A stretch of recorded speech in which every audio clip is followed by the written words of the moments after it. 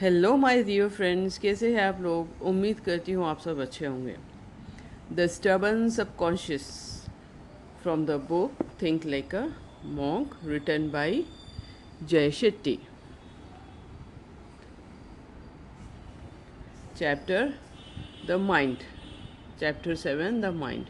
The stubborn subconscious. The mind already has certain instinctive patterns that we never consciously choose. Imagine you have an alarm on your phone set to ring at the same time every morning. It's an excellent system until a national holiday comes along and the alarm goes off anyway. That alarm is like our subconscious. It's already been programmed and defaults to the same thoughts and actions day by after day. We live of our lives following the same path we have always taken, for better or worse. And these thoughts and behaviors will never change unless we actively reprogram ourselves. Joshua Bell, a world famous violinist, decided to box outside a DC subway station during the morning rush hour. Playing on a rare and precious instrument, he opened up his case for donations and performed some of the most difficult pieces ever written for the violin. In about 45 minutes, barely anyone stopped to listen or donate. He made about $30.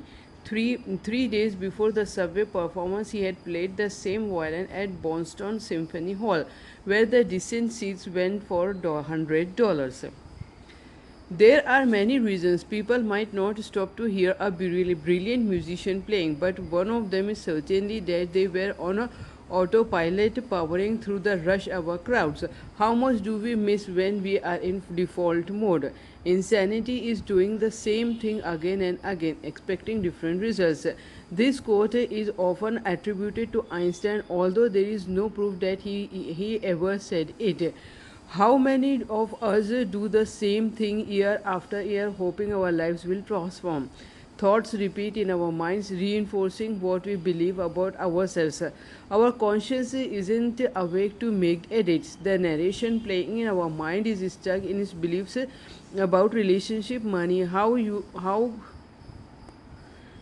feel about yourself, how you should behave. We all have had the experience of someone saying, "You look amazing today," and our subconscious responding, "I don't look amazing." They are saying that to be nice. When someone says, "You really deserve that," perhaps you say to yourselves, "Oh no, I'm not sure I can do it again." These habitual reactions pepper our days. Change begins with the words inside your head. We are going to work on hearing, curating, choosing and switching our thoughts. Try this. ये मैं आपको उसमें डाल दूँगी short में. Invest in the conscious mind. Invest in the conscious mind. Just as you are not just as you are not your mind, you are not your thoughts. Saying to yourself, "I don't deserve love" or "My life sucks" doesn't make it a fact.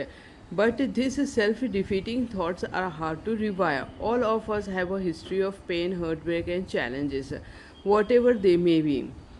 Just because we have been through something and is safely in the past doesn't mean it's over.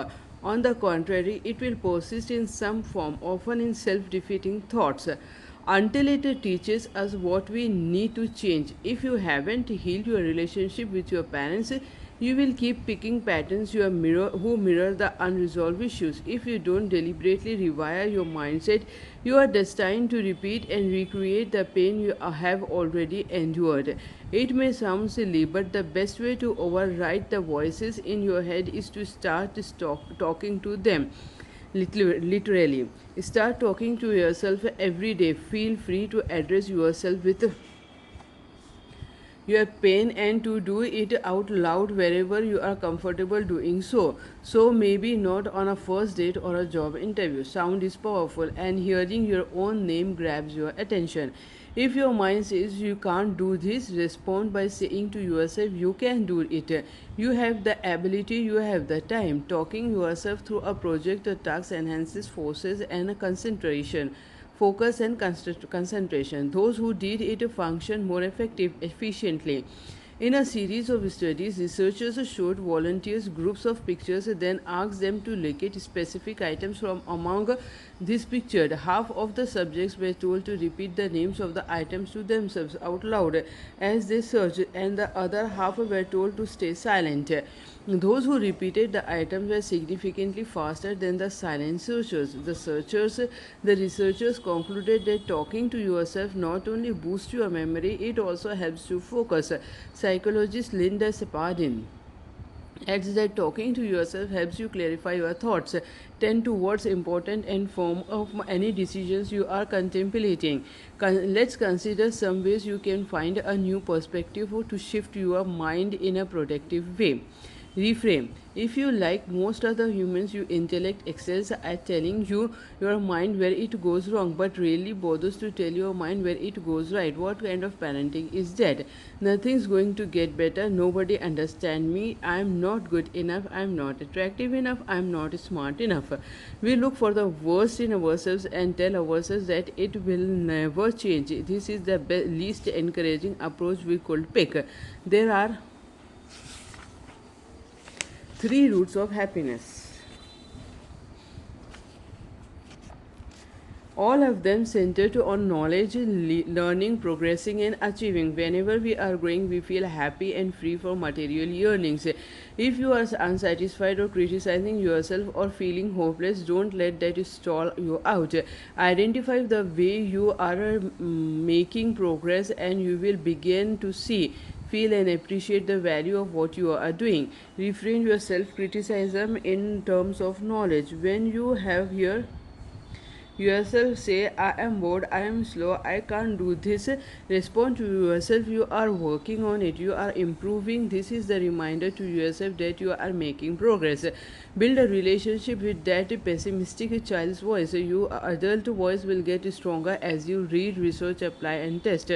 Turn up the volume on recognizing what your mind gets right rather than amplifying your failures. Amplify your progress. If you manage to wake up early 2 days out of 7, encourage yourself as you would a child who was just beginning to make a change. If you accomplish half of what you plan, call it a glass half full. In addition to to amplifying our growth, we can use positive direction to reframe unwanted thoughts. Our monkey mind often creates chatter like, I can't do this. This can be rewarded to, I can do it, do this by. I can do this because becomes, I can do this by. I can't do this becomes, I can do this by. I am bad at this becomes, I am investing the time I need to get better. I am unlovable becomes, I am reaching out to new people to make new connections. I am ugly becomes, I am taking steps to be my healthiest. I can't handle everything becomes, I am prioritizing and checking items off my list. Putting a solution oriented spin on your statement reminds you to be proactive and take responsibility rather than languishing in wishful thinking. We can take action instead of using words alone to reframe our state of mind. A simple way of overcoming this is to learn one new thing every day. It doesn't have to be big. You don't need to teach yourself how to code or learn quantum mechanics. You could read an article about a person, a city, or a culture, and you will feel a burst of self esteem. You have something to contribute to the next conversation you have, even if you just learn one new word. Here's one. The I knew word it's swarpok refers to the feeling of anticipation you have when you are waiting for a guest and you keep going to the window to check and see if they are arrived. Just sharing a new word in conversation can bring richness to the dinner table. Many of the frustrations we endure can be seen as blessings because they urge us to grow and develop. Try putting negative thoughts and circumstances on the perspective continuum. The same way doctors evaluate pain, I ask people to rate an individual concern on a scale of 1 to 10. 0 is no worries. 10 is the worst thing in the world. 10 is the worst thing in the world. Sometimes as awful as, I worry that my whole family will die. Actually, that's probably an 11. The perspective scale. Rate your concern tolerable, devastating. How will you rate this? Losing a job, loving loved one dying, pre-ted composition stolen, sports injury, broken computer, lost pet, big breakup, missed opportunity.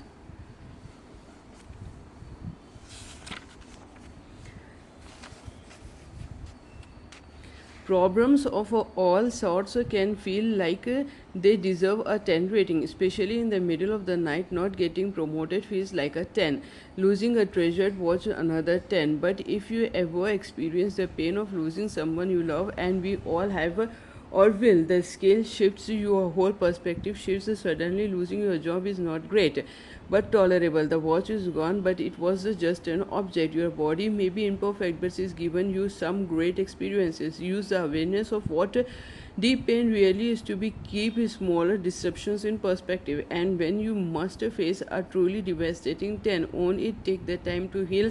It is not about reducing the impact of all negative experiences. It's about gaining a clearer view of them, and sometimes a 10 is a 10. Bye for now, friends.